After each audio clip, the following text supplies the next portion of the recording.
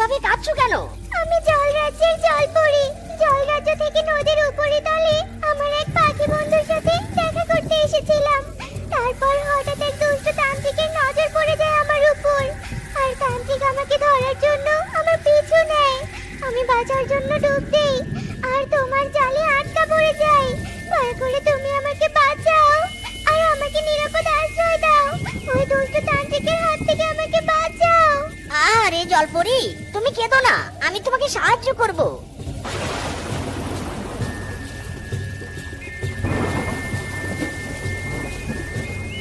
কি গো, তোমার জালে এত বড় মাছ? তুমি আজ এত বড় মাছ ধরেছো? বউ, এটা মাছ নয় গো, এটা জলপরি। কি কি বলছো? জলপরি? কিন্তু তুমি জলপরি দেখা কোথায় পেলে গো? তবে শোনো, বুঝলে এবার? জলপরির এখন নিরাপদ আশ্রয় প্রয়োজন, তাই তাকে আমার সাথে এনেছি। যাকে ভালোই করেছো। তবে চলো আমরা জলপরি থাকার ব্যবস্থা করি। জলপরি তো শুকনোতে থাকতে পারবে না।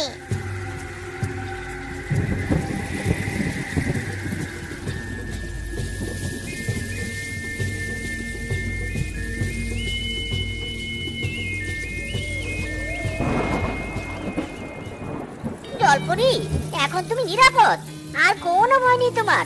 এখানে তোমার দেখা কেউ পাবে না। তোমাদের যে কি বলে ধন্যবাদ দিব। তোমরা আমার বড় উপকার করলে গো। ধন্যবাদ দিতে হবে না গো, তুমি বরং বিশ্রাম নাও। আমি তোমার জন্য খাবার বানাচ্ছি। বউ, এই বড় মাছটা রান্না করো, আর আমি ছোট মাছগুলো বাজারে বিক্রি করে আসি, কেমন?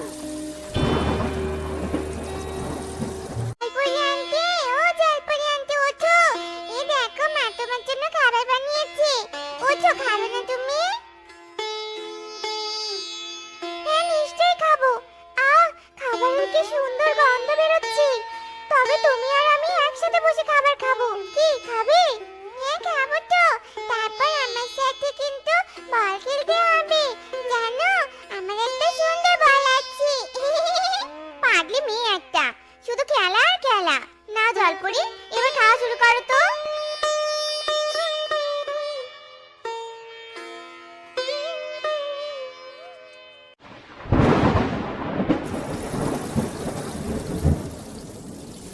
জলপরি, জলপরি, এই নাও, ঘরে একটা মাত্র শুকনো রুটি ছিল, তুমি খেয়ে নাও। বৃষ্টির কারণে মাছ ধরতে যেতে পারিনি, তাই ঘরে বাজারও নেই। তুমি বরং আজ এটা খেয়ে পেট ভরাও গো।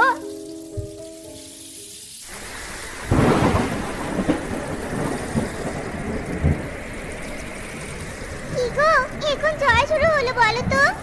এই ঝড়টা থামবে বলে মনে হয়নি। না বাবা, দেখো দেখো, আমাদের ঘরের চাল ফুটো হয়ে জল পড়ছে। হে সৃষ্টিকর্তা, তুমি রক্ষা করো, রক্ষা করো আমাদের। ওগো, আমাদের ঘরটা বুঝি ভেঙেই পড়বে। দেখো দেখো কেমন করে দুলছে। কি যে হবে গিন্নি কে জানে। পয়সার অভাবে এবার ঘরটা মেরামত করা হয়নি। ভেবেছিলাম সামনে ফসল তুলে ঘরটা ঠিক করব, কিন্তু তার আগেই এমন ঝড় উঠলো, এটা তো আমি কখনো ভাবিনি। হে সৃষ্টিকর্তা, তুমি আমাদের বনবাসীদের রক্ষা করো, রক্ষা করো।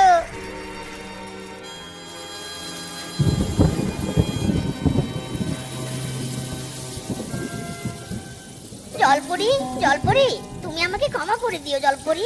তোমাকে আশ্রয় দেওয়ার জন্য আমার বাড়িতে এনেছিলাম, কিন্তু এখন দেখো, বন্যায় আমার বাড়িঘর সব ভেসে গেছে।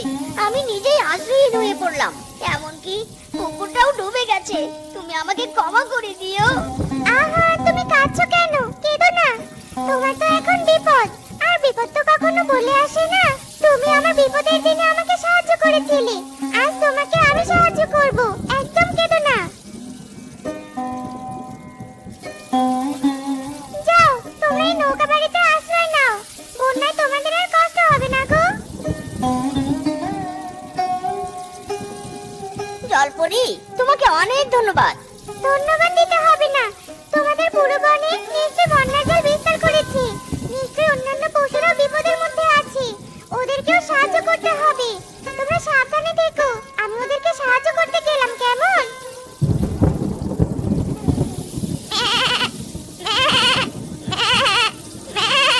আম্মা, আম্মা, বাঁচাও, বাঁচাও, আমাদেরকে বাঁচাও, বাঁচাও।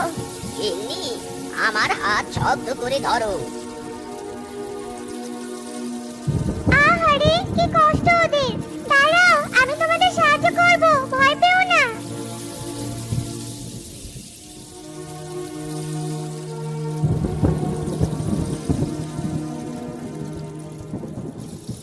ওগো, আমি যে আর পারছি নে, আমার যে ভীষণ কষ্ট হচ্ছে।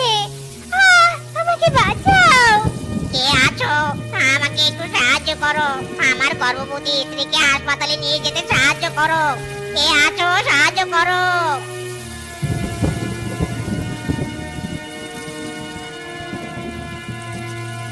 এই যে ভাই, তাড়াতাড়ি তোমার গর্ভবতী স্ত্রীকে এই নৌকায় উঠাও। এই নৌকা তোমাদেরকে হাসপাতালে পৌঁছে দিবে।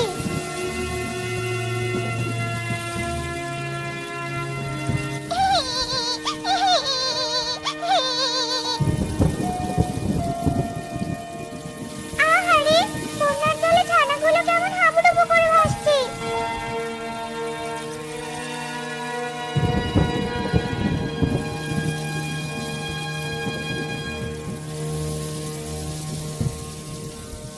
ওগো, জলের যা স্রোত, এভাবে আর কতক্ষণ বেঁচে থাকবো?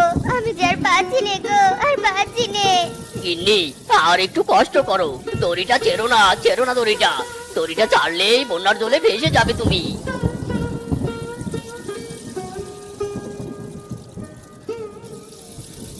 তোমরা তাড়াতাড়ি নৌকায় উঠে পড়ো। তাড়াতাড়ি ওঠো, তাড়াতাড়ি ওঠো।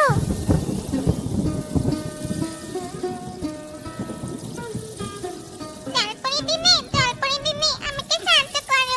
ঘরে কোনো খাবার নেই, আমার দুটো বাচ্চা অনাহারে আছে। দয়া করে আমাকে খাবার দাও।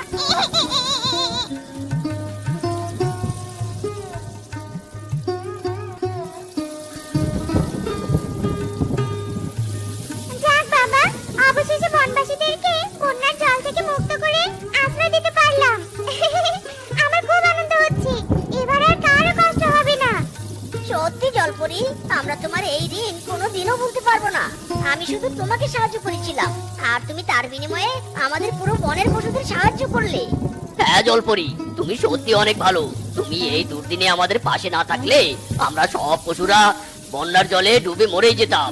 তোমার প্রতি আমরা কৃতজ্ঞ থাকবো। এভাবে বলে আমাকে ছোট করো না। বিপদে পড়লে একে অপরকে সাহায্য করা তো আমাদের সবার কর্তব্য। এটাই তো পৃথিবীর নিয়ম। জলপরি আন্টি, তুমি তো জাদু দিয়ে বন্যার হাত থেকে আমাদের সবাইকে রক্ষা করলে। এখন আমাকে জাদু দিয়ে কিছু খেলনা এনে দাও না গো। বন্যার জলে আমার সব খেলনা ভেসে গেছে। তুমি খেলনা নেবে? আচ্ছা ঠিক আছে, দাঁড়াও।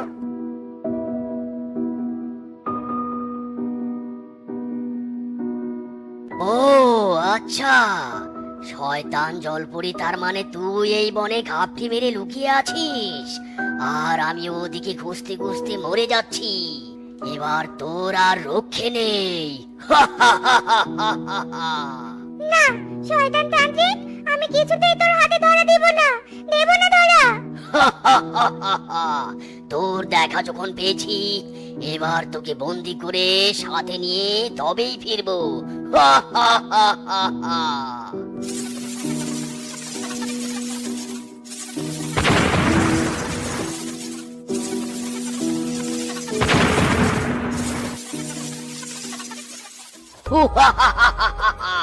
এবার এবার কি করবি? এবার তোকে কে বাঁচাবে? আমরা আমরা বাঁচাবো। কে কে এখানে? কার এত বড় স্পর্ধা আমার মুখের উপর জবাব দেয়? পিছনে তাকিয়ে দেখ, তোর জম হাজির। ওরে বাবা, এ তো দেখি আগুন বাহিনী।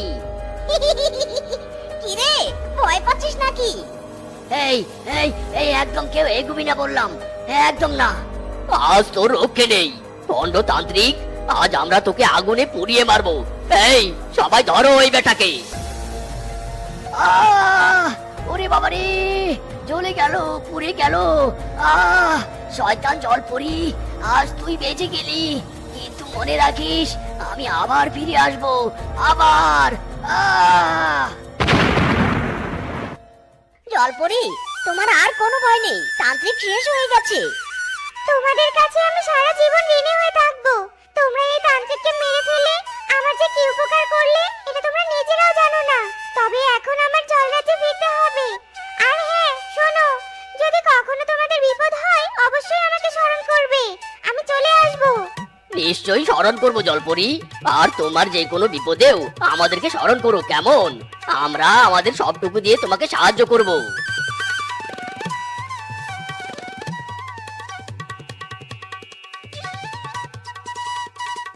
বিদায় জলপরি আন্টি, মাঝে মাঝে আমার সাথে খেলতে এসো কিন্তু। নিশ্চয়ই আসবো টুম্পা সোনা। বিদায়, সবাই ভালো থেকো।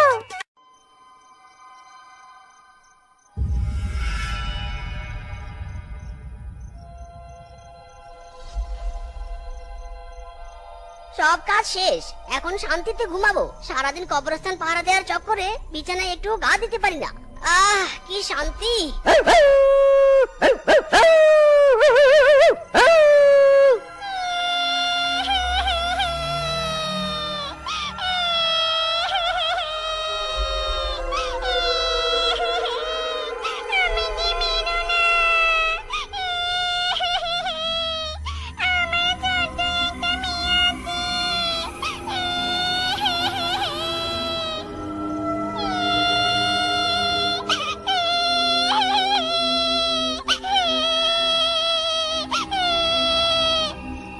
মনে হচ্ছে কেউ কাঁদছে, কিন্তু এত রাতে কবরস্থানে কে কাঁদবে?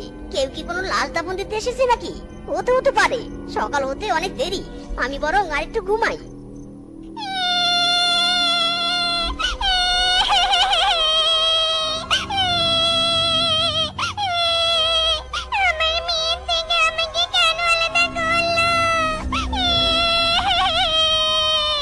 শুধু কান্নার আওয়াজ শুনতে পাচ্ছি, আর কারো আওয়াজ শুনতে পাচ্ছি না কেন?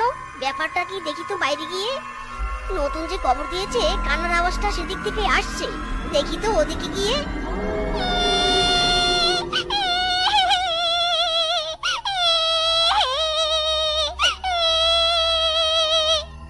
এত রাতে কে কাঁদে? কে ওখানে? কে?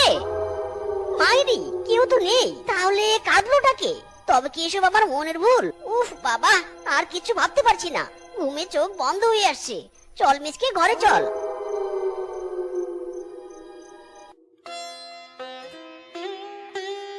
কাকা বাবু, আমাকে এক কাপ চা আর দুটো সিঙ্গারা দাও তো।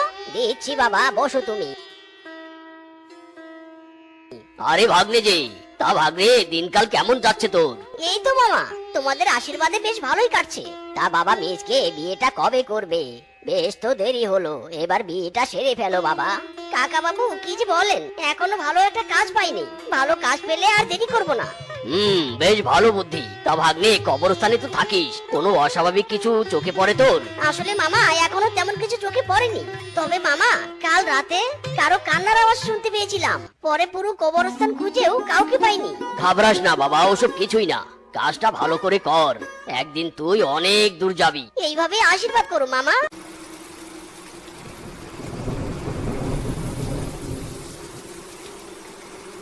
কেউ নেই, এবার ঘুমিয়ে পড়ি।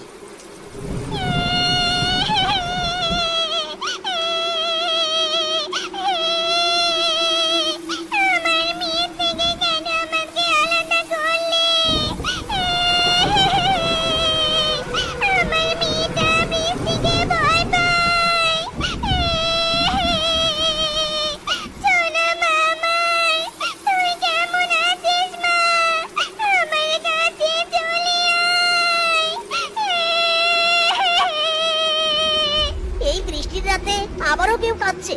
দূর বাবা, কেউ তো নেই। বেকার আমার ঘুমটা নষ্ট হলো। দূর দূর।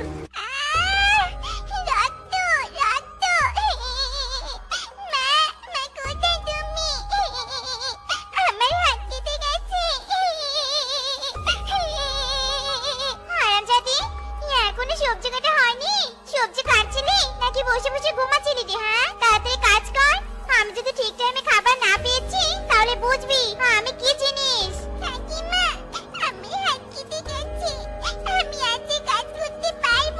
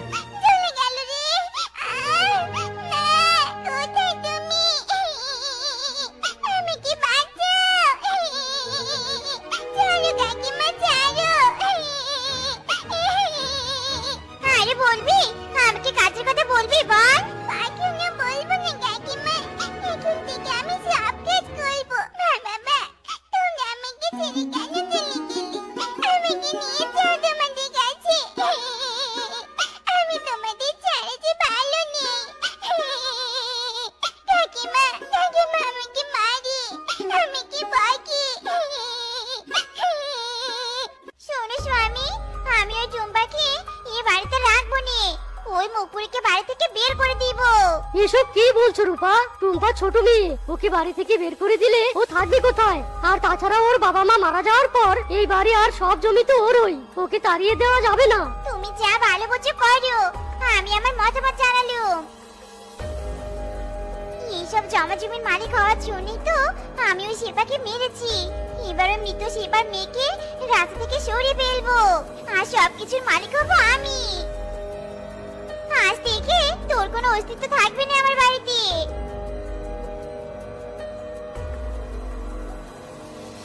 এই যে কাকিমা, তুমি আমার ঘরে এত রাতে কি করছো? আর চারিদিকে তো অন্ধকার কেন? আলো জ্বালাও।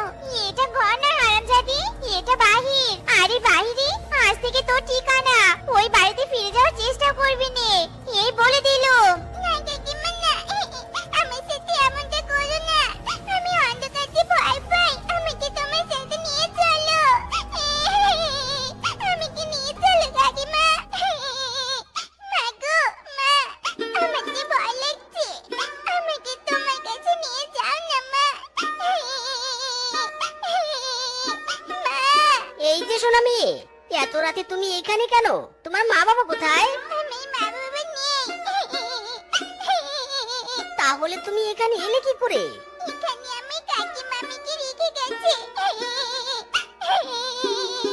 মানে কি বলছো এসব তুমি? আমি তো কিছুই বুঝতে পারছি না। সোনা, আমাকে খুলে বলো তো। কাঁদিস না মা, কে বলেছে তোর কেউ নেই? আমি আছি তো। আজ থেকে তুই আমার কাছে থাকবি। চল আমার সাথে মা, চল। অনেক রাত হয়েছে, চল মা, এখন ঘুমাবো। আমার সোনা চলে এসেছে। এবার আমি ওকে মন ভরে আদর করব। সোনা, আমি আসছি তোর কাছে। মা তোকে ছেড়ে আর কোথাও যাবে না রে।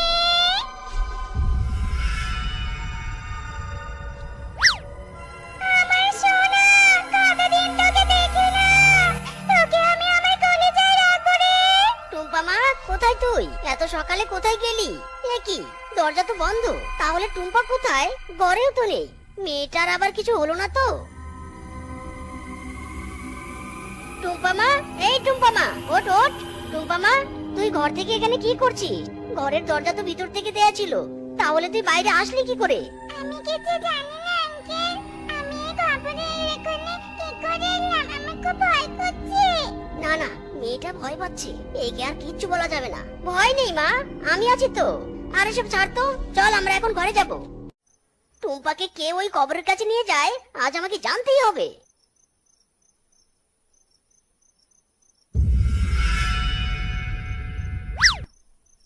কে কে তুমি? আমার টুম্পা সোনাকে কোথায় নিয়ে যাচ্ছ? আমার প্রশ্নের উত্তর দিয়ে যাও। কে তুমি?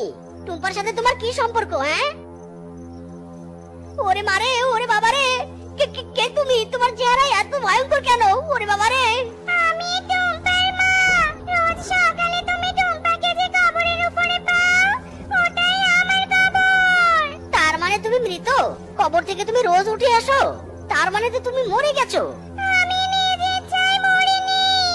আমাকে মেরে ফেলা হয়েছে। মেরে ফেলা হয়েছে মানে? কে মেরেছে তোমাকে? তাহলে শোনো, টুম্পার বাবা আর কাকা পিচকে দুই ভাই, তারা একই বাড়িতে বাস করত। টুম্পার জন্মের আগে টুম্পার বাবা মারা যায়। তারপর টুম্পা জন্মগ্রহণ করে। আমি ওকে অনেক কষ্টে একা বড় করতে থাকি। টুম্পার বাবার সব সম্পত্তির উপর টুম্পার কাকি রূপার নজর পড়ে। তারপর একদিন রূপা আমাকে বালিশ চাপা দিয়ে মেরে ফেলে। আর আমাকে আমার মেয়ের থেকে আলাদা করে এই কবরস্থানে কবর দেয়। কবর দেওয়ার পর থেকে আমি রোজ রাতে টুম্পার জন্য কান্না করতাম। আর শেষমেশ আমি আমার মেয়েকে পেয়ে গেলাম। টুম্পার কাকি যে তোমাকে মেরেছে, তুমি তাকে কেন শাস্তি দিবে না? আর কেনই নেবে না তোমার মৃত্যুর প্রতিশোধ? আমার মৃত্যু বিধাতা ওভাবেই রেখেছিল, তাই আমি ওকে শাস্তি দেব না। ওকে শাস্তি স্বয়ং বিধাতা দেবে। আর সবচেয়ে বড় কথা হলো, রূপাকে শাস্তি দিলে আমার আত্মা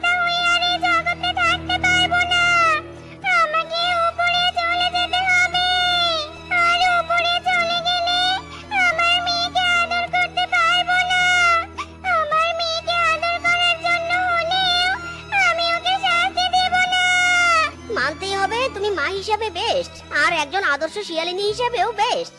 মা, তুমি আমাকে ছেড়ে আর কোথাও